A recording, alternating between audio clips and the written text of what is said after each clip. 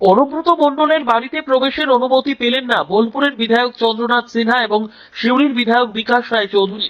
অনুব্রত মণ্ডল বাড়িতে প্রবেশ করার পরপরই একটি চাঞ্চল্যকর ঘটনা ঘটে গেল। তার বাড়িতে প্রবেশ করতে দেওয়া হলো না বোলপুরের বিধায়ক তথা রাজ্যের মন্ত্রী চন্দ্রনাথ সিনহা এবং সিউড়ি বিধানসভার বিধায়ক ও বীরভূম জেলা কোর কমিটির আহ্বায়ক বিকাশ রায় চৌধুরীকে। অনুব্রত মণ্ডলের ফেরার পর থেকেই বীরভূম জেলার রাজনীতিতে পরিবর্তনের আভাস পাওয়া যাচ্ছিল। আজ সকালে অনুব্রত মণ্ডলের বাড়িতে প্রবেশ করতে না পারায় সেই সম্ভাবনা আরো জোরালো হলো বলে মনে করছে রাজনৈতিক মহল।